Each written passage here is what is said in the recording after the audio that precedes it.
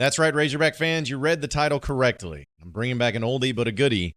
It's a Top Tuesday, and I'm going to tell you the top 3 reasons why Arkansas can win 10 games this upcoming football season on today's Locked On Razorbacks podcast.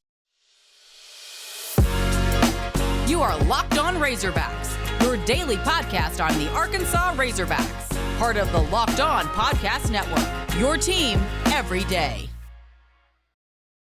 Welcome into Locked On Razorbacks podcast. I am your host, John Nabors. I am also the host of Out of Bounds. You can catch every weekday afternoon from 1 to 4 on 103.7 The Buzz and 103.7thebuzz.com. Hope everybody's having a wonderful Tuesday, as it is a Top Tuesday, once again in the summertime topics when we are just trying to put together some content, some fun things that we can discuss and break down and get into the nitty-gritty of and all of that fun stuff. But this is something that I enjoy actually doing. I hope that most of you at least enjoy hearing it, and I'm going to be putting together some really cool videos as well later down the road as far as some other top lists that won't be directly related to the Locked On Razorbacks podcast, but still something that is pretty cool for content purposes. But today we're bringing it back, and this is something I've thought about, and I've alluded to it a little bit. And I don't think that anybody who is going to be betting on the Razorback football team this upcoming season is probably going to say that, oh yeah, 10 wins, that's in the bag. That's not something that anyone's going to be doing, or at least they shouldn't be doing, because we know how difficult it is to win in the SEC and to win football games in major college football anyways. But that being said, I think it's a legitimate possibility that Arkansas could win 10 regular season games this year. They could go 10-2. Now, again, I'm not going to bet on them to. I'm not going to go to FanDuel and bet on them.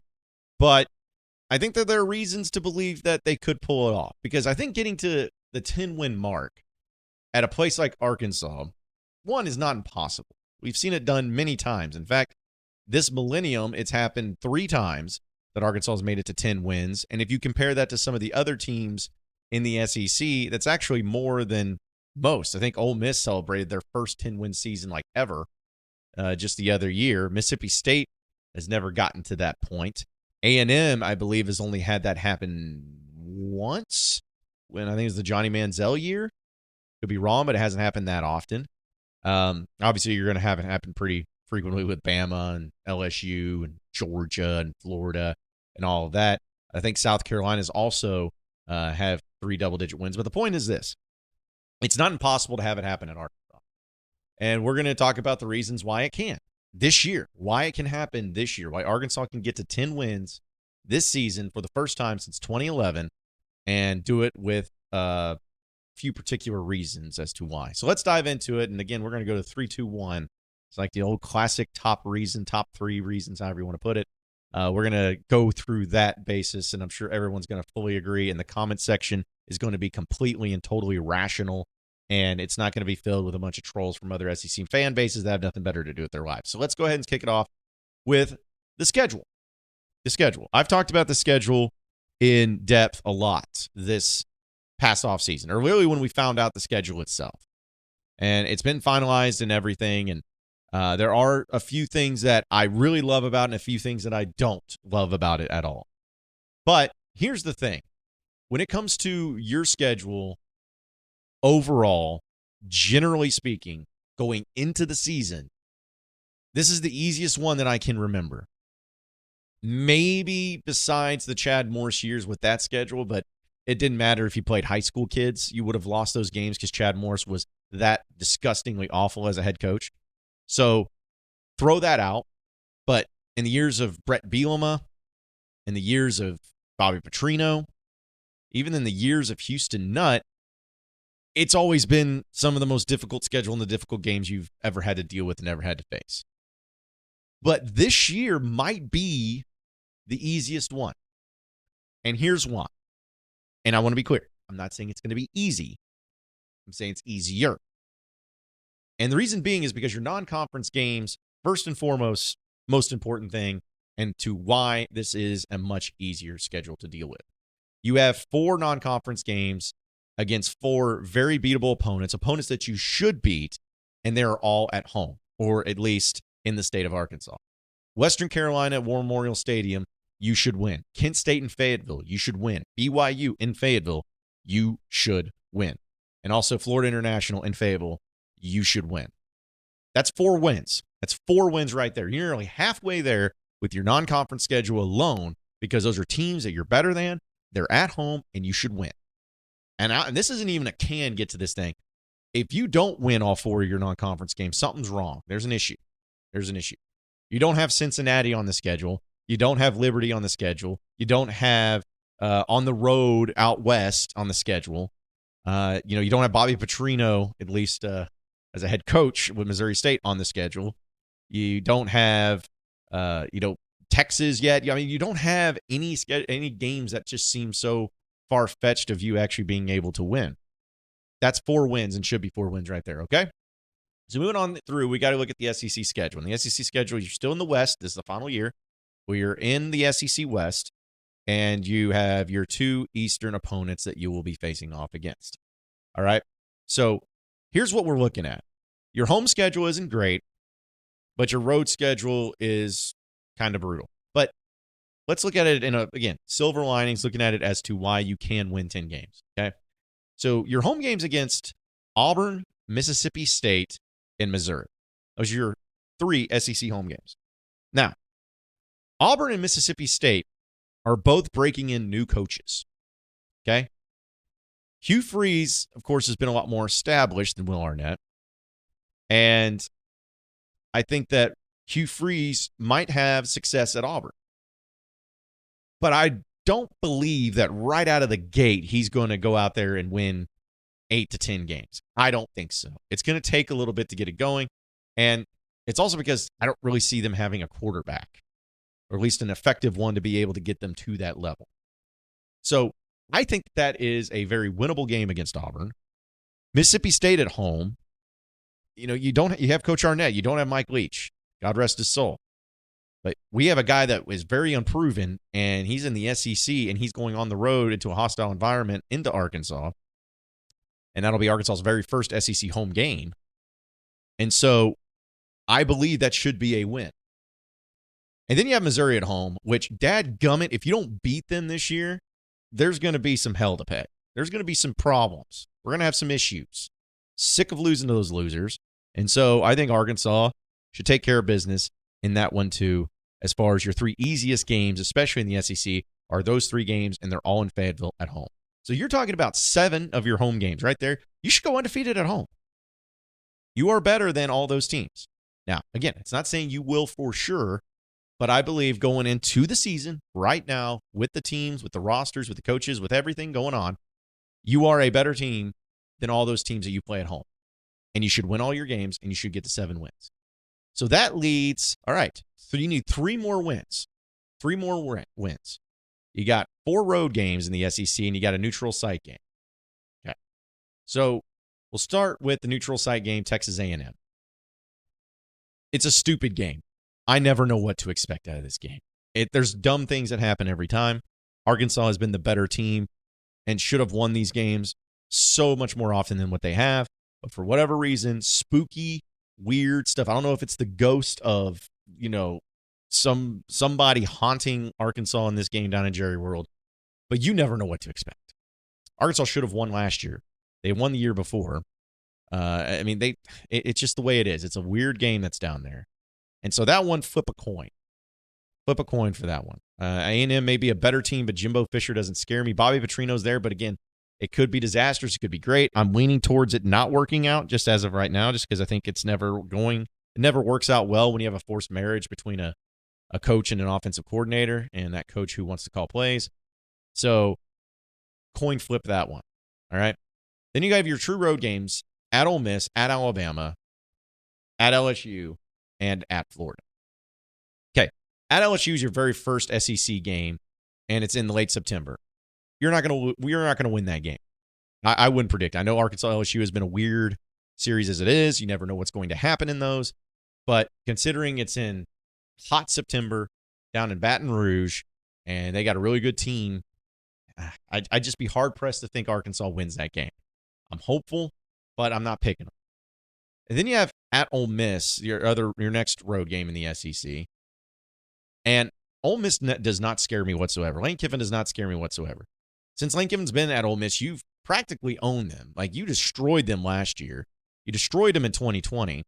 And then, their quarterback threw 6 interceptions. And then even in 2021, the game that you lost on the road, which was the best season Ole Miss has ever had, apparently, you had a 2-point conversion away from winning. So I'm not worried about Ole Miss on the road. I think you'll be just fine in that regard. At Alabama, doesn't matter where you play them. You're going to lose that one. I'm just picking them.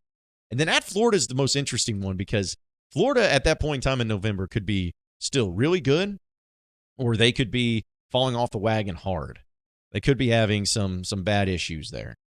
Because Billy Napier, I think he's done a really good job in recruiting, but last year was not a great one in the folks in Gainesville. And at that point in time, it could be bad for them. It could be bad for the Hogs. It just kind of depends on where you're at. But I still would pick Arkansas. I still think Arkansas is a better football team than what you're looking at there. So when I went through all of those, folks, the only 2 games that I felt not great about is at Bama and at LSU. A&M, of course, being the toss-up. But every other game, I think you are a better team than the opponent you're facing. Again, I'm not saying you will win all those games. But the ball bounces your way. If you stay healthy, if you do the things you're supposed to be doing, not making bad mistakes, I don't see any reason why you can't win all those games. And it'll be almost reminiscent of 2011, where you win 10 games except for Bama and LSU. I think it's possible. But there's other reasons why, more important reasons why you can win 10 games. And we'll talk about that here in just a second. But folks, got to tell you about baseball season being in full swing. And there's no better place to get in on the action than FanDuel, America's #1 sportsbook. Because right now, new customers can get the no-sweat first bet up to $1,000. That's up to $1,000 back in bonus bets if your first bet does not win. Just go to FanDuel.com/lockedon to join today. So don't miss your chance right now to snag that no-sweat first bet up to $1,000 when you join FanDuel. Just go to FanDuel.com/lockedon to sign up. FanDuel, the official sports betting partner of Major League Baseball. You are Locked On Razorbacks, your daily podcast on the Arkansas Razorbacks, part of the Locked On Podcast Network, your team every day. All right, moving on into the next segment of the Locked On Razorbacks podcast for our Top Tuesday, and giving the reasons why Arkansas can win 10 games, 10 regular season games this upcoming football season. We've talked about the schedule, so now let's talk about the other reason why. The defense was so bad last year. One of the worst defenses statistically you'd ever see. They had a few things going on for them, but not much. They were able to get to the quarterback quite a bit, but that's about it. Now, the fact that you were able to go 7-6 last year with that defense, and also be in a position to where your 3 trophy games that you lost against A&M, LSU, and Missouri came by a combined 7 points. You lost those games. With that defense, kind of told me all I needed to know, and really told us all about that team, and the fact that they were able to win as many games as they did was pretty incredible. I'm not trying to, say it was fine and it's acceptable.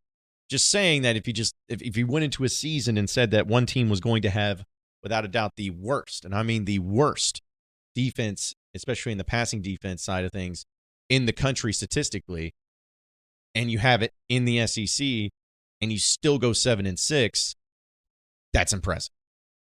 So now you got to figure out, okay, what happens if we actually have a decent defense? What if we actually don't give up 538,000 yards passing each game?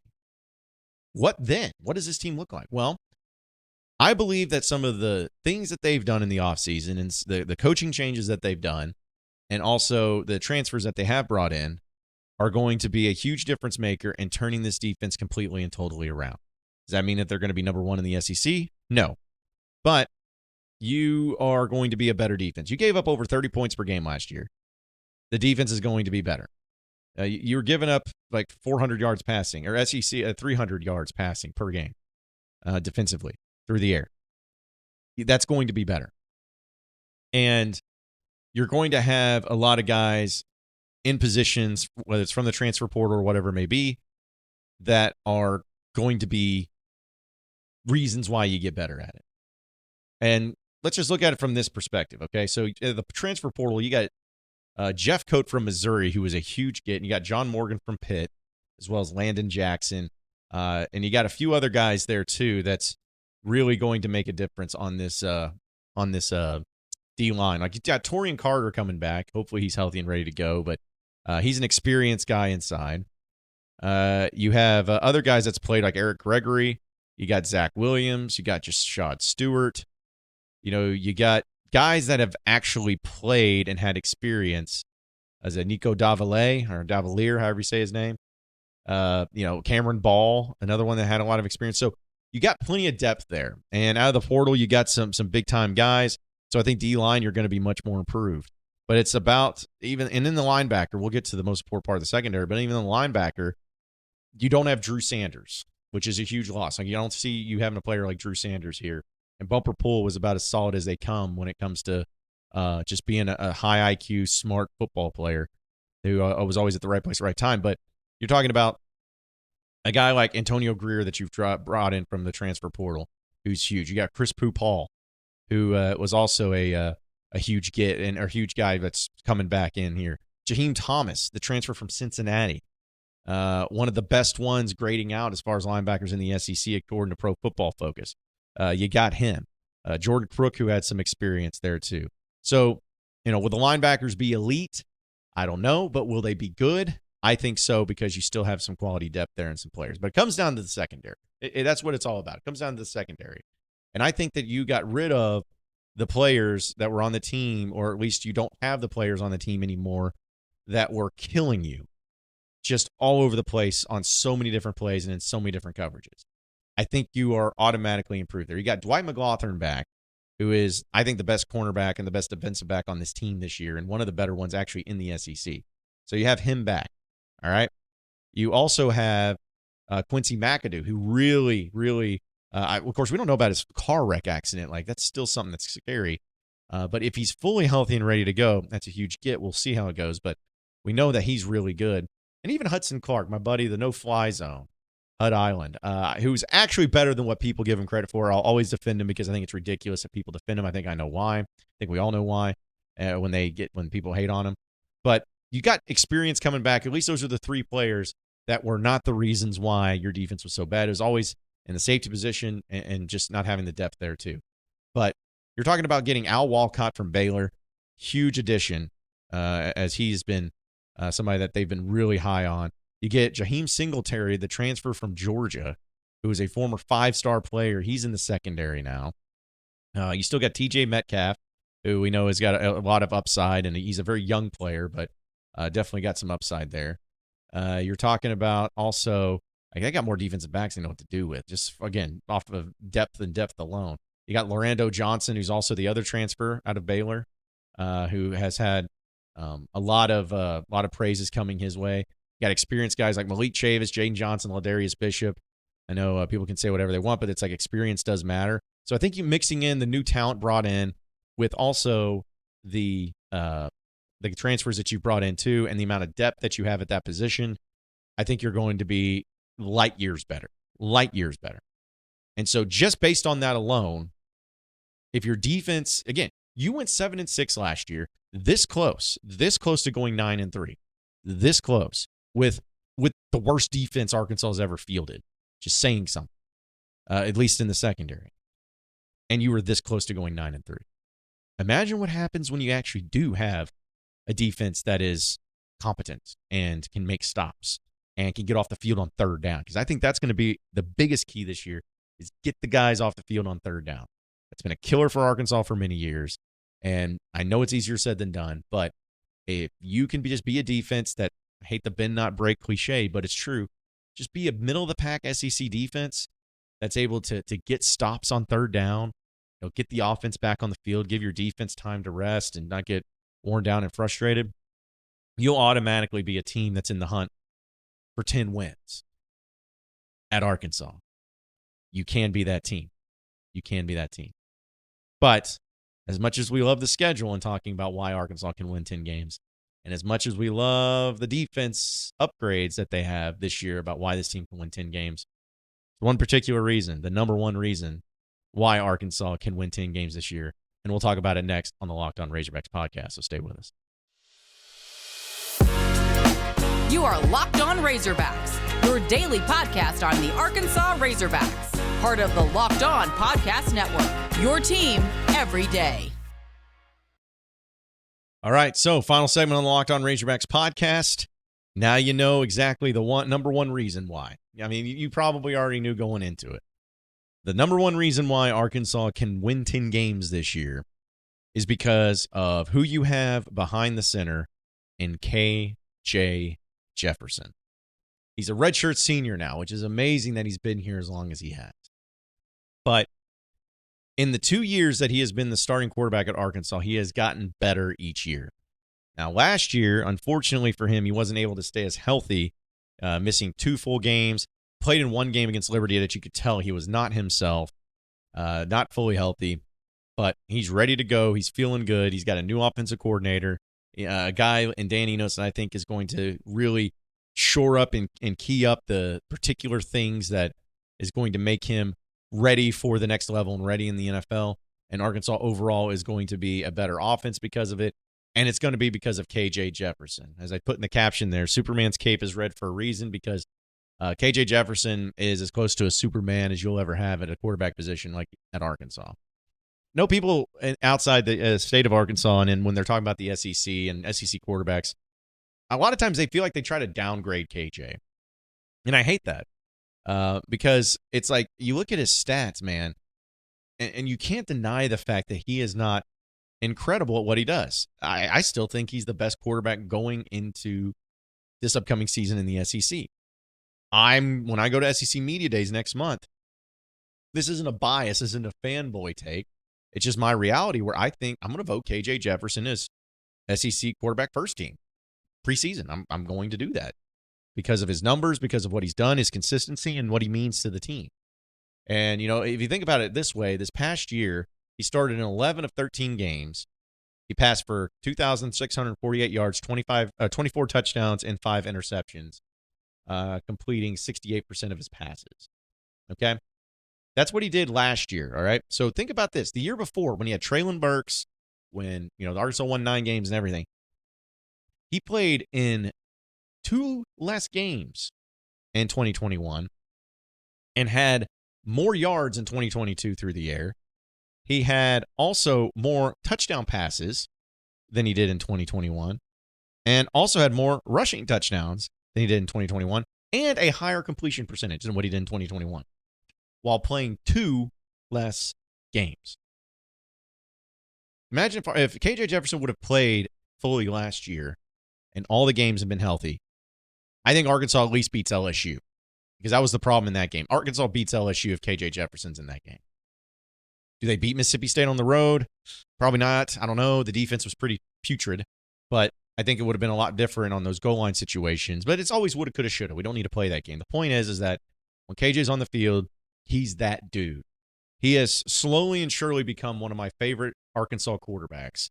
And, you know, I love him for all different reasons. I mean, Matt Jones was my hero growing up, and I have a Matt Jones jersey still to this day. Again, he's just could not do anything wrong. I love Ryan Mallett because of his arm strength and his ability and the way that no matter what happened in that system, man, he could just put it to you. Like those were some of my favorite quarterbacks, and I love the toughness of a Brandon Allen too, and you know different things. But KJ is just becoming the guy where it's like he doesn't complain. He's tough. He'll get out. He doesn't make a lot of mistakes. Not saying he's perfect, but he doesn't throw a lot of interceptions. He doesn't fumble the ball a whole ton. I know he had some critical ones like against Texas A&M this past year. But he's got a high percentage. He's clutch when the game's on the line. We've seen him make a lot of clutch plays and get the team down the field to be in position to win. He's done that many times as the starting quarterback. And I just think with the combination of Enos, the combination of these wide receivers who I'm really impressed by and I'm really hearing good things about when you're adding tight ends to the mix. I think when you also have Rocket Sanders, cannot forget him and how important he is, as well as a plethora of great running backs. and experienced running backs, and then you have an offensive line in front of you that's going to be just as good as ever because you have Sam Pittman and Cody Kennedy as the coaches. When you add all those things together, it comes down to the team will go as KJ goes. Because, listen, if Arkansas had the offensive line, if they had these wide receivers, if they had the running backs, but they were having to count on an unproven quarterback, a new quarterback this year, how good would you feel? I would feel okay, maybe just depending on who it is. If it was a Jacoby Criswell, I'd be like, okay, maybe. There's somebody like that. But I still would not feel confident about 10 wins that it could happen. I'd be like, yeah, best case scenario, maybe 8. If things really go their way, but it's going to be tough. We got to wait and see. But with KJ, we don't have to wait and see. We know who KJ Jefferson is. He's the best quarterback in the SEC. And I think he's going to take a significant step forward this year. And I would think because of that, and as long as he stays healthy, that is the key. All the reasons we listed out, the schedule, the improved defense, all of that, that's going to make this year a lot better for Arkansas. But the guy that puts it over the top, that pushes you over the edge, that makes me believe that this team actually can win 10 games, even with the same schedule, even with the same defensive improvements, even with all those. The reason I believe that this team can win 10 games is because you have KJ freaking Jefferson as your quarterback. And as long as that dude is being that dude, there's nobody that can stop him. And there's no light that is too bright for him. And there's no team that he can't go out there and have a great game against. I have my confidence in him. So, again, want to reiterate for everybody that probably didn't even listen to the podcast and just is yelling at me right now, not saying Arkansas will win 10 games. I'm not predicting that. But I don't think saying that they can win 10 games is the most absurd thing that I have said on this podcast in the past, 2 weeks. Yeah, something like that. Can't happen. Will it happen? Guess we'll find out. Appreciate everybody listening in the Locked On Razorbacks podcast. Be sure to like and subscribe to the podcast on iTunes or on Google Play. You can also get after me on Twitter at BuzzJohnNabors for any questions, comments, concerns that you may have. We'll keep it going from there. Same podcast time, same podcast channel tomorrow afternoon. Have a great day, everybody. We'll see you then.